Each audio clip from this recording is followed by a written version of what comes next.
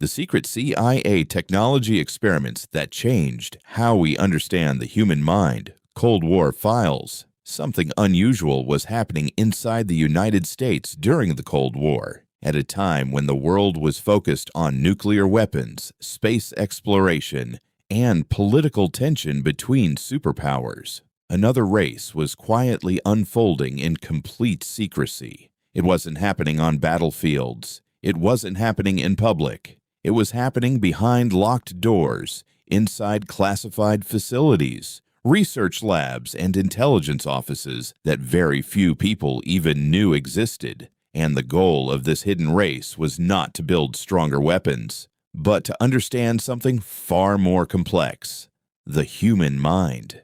Because inside American intelligence circles, a question had started to emerge, one that would shape some of the most controversial research in modern history. Could human behavior be understood, measured, or even influenced using science and technology? At first, it sounded like normal research, harmless even, a way to study psychology, improve interrogation techniques, and understand human reactions under pressure. But over time, that question began to evolve into something much deeper, something far more sensitive and far more controversial.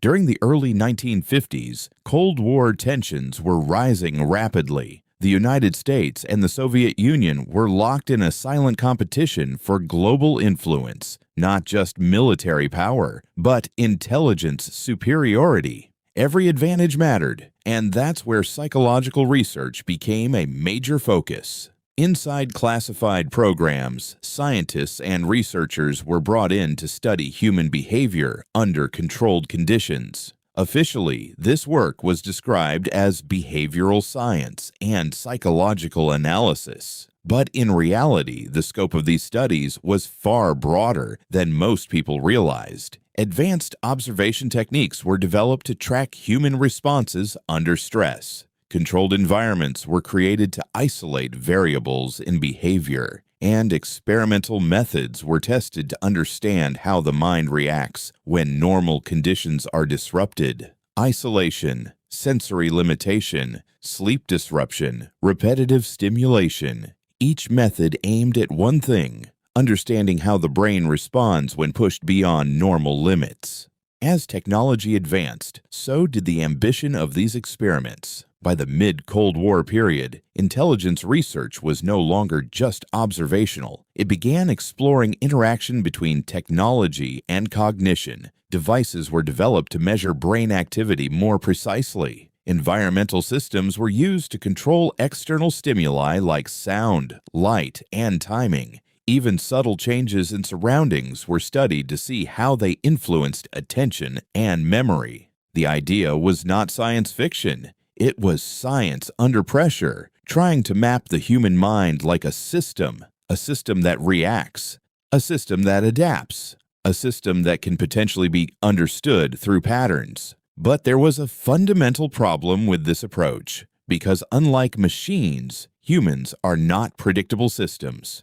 Inside the intelligence community, opinions were divided. Some believed this research was essential. In a world driven by Cold War uncertainty, understanding human psychology could provide a strategic advantage. It could help improve interrogation methods. It could help anticipate behavior. And it could potentially give insight into decision-making under pressure. But others were deeply concerned, because once research moves into the territory of perception, memory, and behavior, it stops being just science. It starts becoming something much more personal, something that touches identity itself, and that raised serious ethical questions that did not have easy answers. As the programs expanded, secrecy increased. Many details were never made public, documents were restricted, projects were compartmentalized, and even within the system, not everyone had full visibility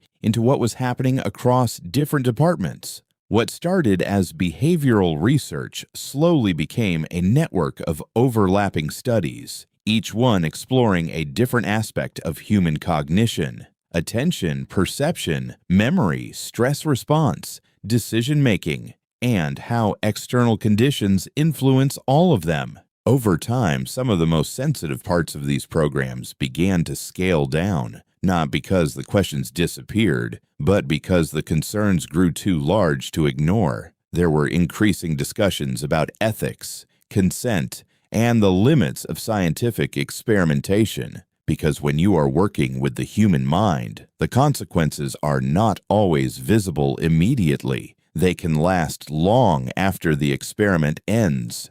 Years passed, and for a long time, these programs remained hidden from public knowledge. But eventually, fragments began to surface through investigations, through declassified documents, and through government hearings that slowly revealed parts of what had taken place during the Cold War era. What emerged was not a single experiment or a single project, but a collection of research efforts spread across time and institutions. Some focused on psychology, some on behavioral science, some on the interaction between humans and emerging technology, but all connected by one underlying goal: understanding human cognition at a deeper level. And this is where the story becomes more than just history, because even though these programs belong to the past, the questions they explored are still relevant today. In fact, they may be more relevant than ever, because modern technology has changed the way humans interact with information. Algorithms shape what people see. Digital systems influence attention. Data-driven platforms analyze behavior patterns at a scale that was unimaginable decades ago. We may no longer be in the Cold War era, but we are living in a world where technology still plays a major role in shaping human perception, not through secrecy, but through systems built into everyday life. When you look at it from this perspective, the Cold War experiments were not just isolated events. They were part of a much longer journey, a journey to understand how humans think, how humans react, and how human behavior can be studied through structured systems. But the difference today is transparency. Modern science operates with ethical guidelines, peer review, and public accountability, something that was often missing in early classified research programs. Still, the legacy of that era remains complex. Some view it as an example of how far governments were willing to go in the name of security and intelligence. Others see it as a period that contributed to the development of modern psychology and neuroscience. But regardless of perspective, one thing is undeniable. These programs force the world to confront a difficult question: how much should we try to understand the human mind? And, more importantly, how should that knowledge be used? Because the human mind is not just a subject of study, it is the foundation of identity, choice, and awareness. And once science begins to explore that foundation too deeply, the line between understanding and interference becomes increasingly difficult to define.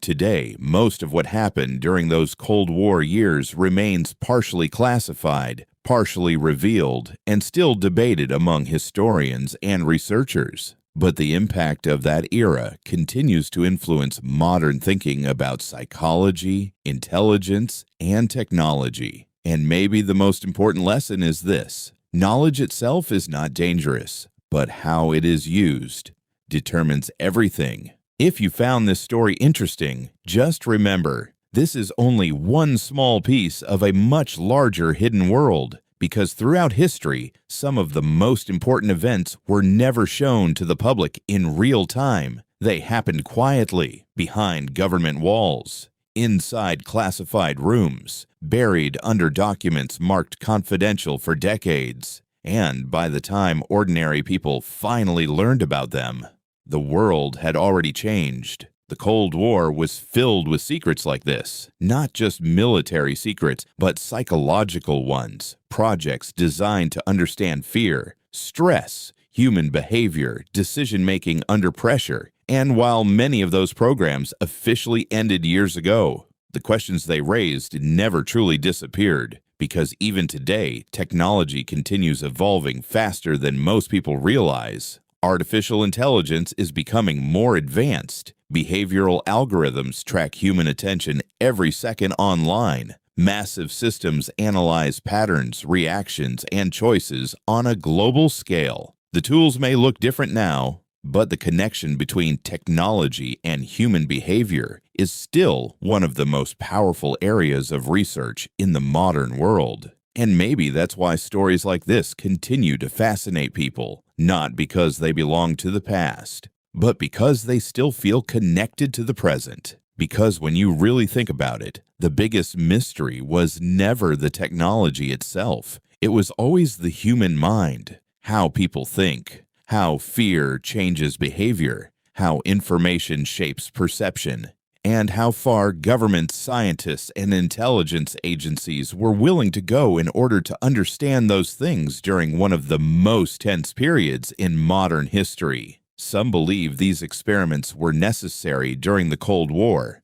Others believe they crossed ethical boundaries that should never have been crossed. But regardless of where people stand, one thing is undeniable. The Cold War changed far more than politics. It changed science, it changed intelligence operations, and it changed the relationship between technology and psychology forever.